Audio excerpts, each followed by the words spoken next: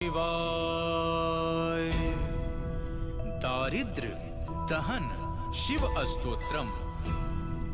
भक्तजनों, भगवान शिव का यह स्तोत्र श्रवण करने मात्र से ही आपका जीवन धन धान्य से परिपूर्ण हो जाता है और दरिद्रता सर्वदा के लिए दूर हो जाती है।